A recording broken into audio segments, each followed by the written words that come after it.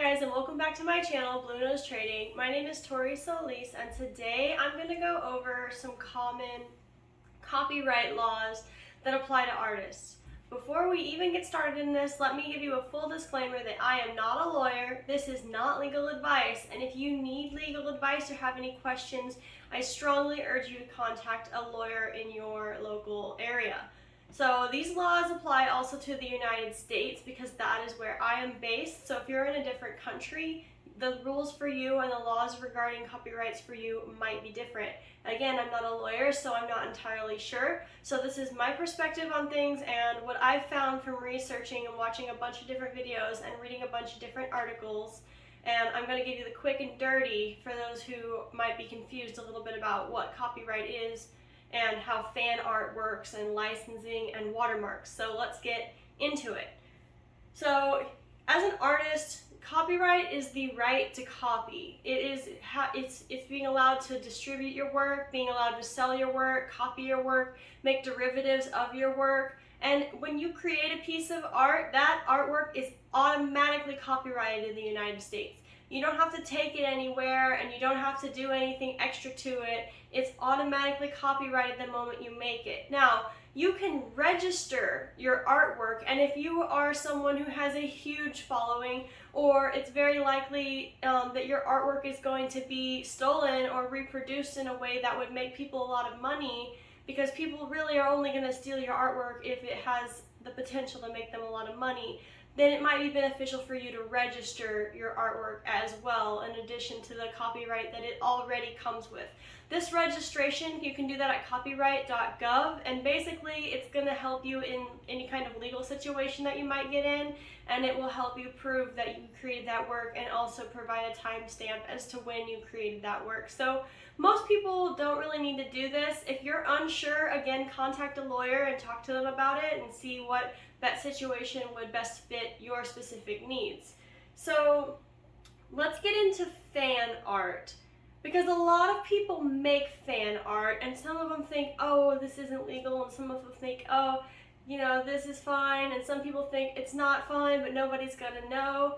So first off, fan art is legal, sort of, but also it's not. It really depends on what you're doing with it.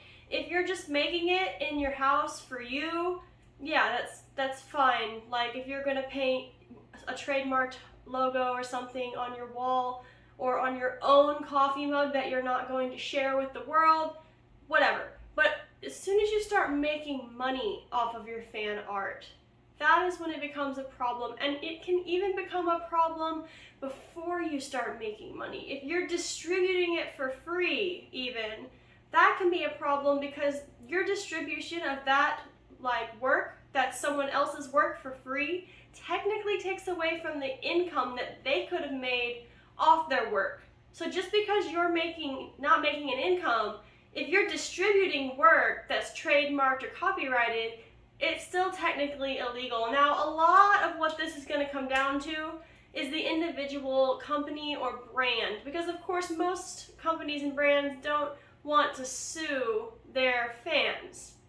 And in a lot of situations, some companies and brands find fan art favorable. Now, just because they don't want to sue you, and that they don't, does not mean that they don't have the legal right to. So just because today they're not suing you doesn't mean that 3 years from now they can't decide to change their mind and sue you. That is always something that they're going to have in their pocket if you're making fan art like that and you're using other people's work, other people's ideas, or trademarks. Now, I suggest that you just don't make it, honestly. It's too risky. That's a personal opinion for me. I'm going to stay away from it, but if you're making it, at least understand the companies that have the trademarks and how they treat their fans and what the history is. At the very least, understand that. Know that it's technically illegal, but understand the relationship that each of those brands has with their fans, and that's at least the least you can do. And honestly, don't try to make money off of it, because that's just wrong. That's technically stealing. Like, not even technically, that is stealing. So a lot of people go into fair use for fan art, and this comes back to what I said about, like, if you just want to do do it for you, literally just for you. You're not distributing it, you're not posting it online, you're just doing it in your home to increase your own artistic ability. You have a sketchbook where you like to draw certain superheroes that have trademarks on them. That's fine. That's fair use. You can do that as long as you're not distributing it. But like I said, when you distribute it, even if you're giving it away for free, technically still in violation. So just be sure that you understand the brands that you are taking inspiration from. So the next topic I want to go over is watermarks. What is a watermark? Why do you see them? Honestly, they are optional. They don't do anything extra for you. They serve as a reminder to people that you already own the copyright. Another benefit to adding a watermark to your work is that if it starts to circulate on the internet, it'll all, get the credit back to you. So I think that's kind of cool. So watermarks, yes or no, it's kind of up to you. Last topic here, licensing. So licensing, which is sometimes referred to as usage or rights, is an agreement between you as an artist and a client where you give them the rights to use your work in a certain way for a certain amount of time in exchange for payment. So this is like normally illustrators like to do this, and I don't know how it would apply to other artists, but I'm sure that it could. But if you are doing licensing, you're going to be signing an agreement. So some of the factors that you consider when you're going into a licensing agreement are the duration and time, so how long that client is going to have the control of your artwork, and the geography and region, so where are they going to be showing, displaying, and using your artwork, the type of license that you're giving them, so what are they making? Are they making t-shirts, business like cards?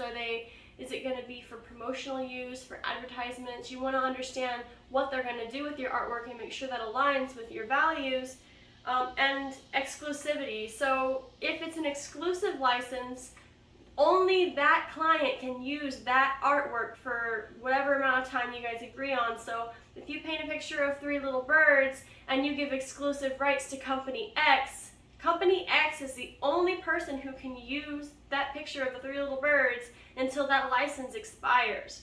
Now, if it's non-exclusive, you can give Company X the rights to use that picture of your 3 little birds for postcards, and then you can come over to Company Y and you can give them rights to use it for maybe some plates. So multiple people are able to use the license on your thing if it's a non-exclusive agreement. So those are some things to consider. Another commonality in this type of situation is a full buyout, and that's exactly like what it sounds. You give all the rights, all of your rights to your work over to someone forever, shebang, it's theirs. So you create that work and then they have that work. You can't sell it again, you can't give it to anyone else. They can do whatever they want with the work that you create for them. So that's a full buyout.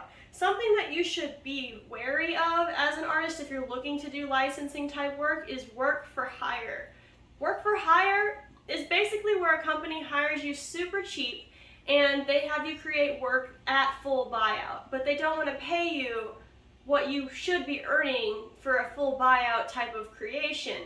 So if you're offered any kind of deal for work for hire, definitely be wary about that. Understand that in most situations you're going to be giving away all the rights to your creative work, so make sure that the compensation is worth whatever your effort is in that creative work, because you're going to be losing the rights to that artwork. So again, that's all I have for today. I hope you found this video helpful. If you could go ahead and give it a thumbs up for helpfulness, I'd appreciate it. If you would like to see more art videos, you can go ahead and subscribe to my channel. I do post a new video every Friday at 5:30. Final note, I'm not a lawyer, not pretending to be a lawyer. This is just the hot take on artist copyrights. And I'm going to put some links below for you if you want to do some further reading. And if you have any questions, don't even bother in the comments because I'm not a lawyer. Just go find a lawyer who's local to your area and ask them your legal questions, and they can give you some really great legal advice that'll help you with your specific situation. So thanks for tuning in, and I will see you next week.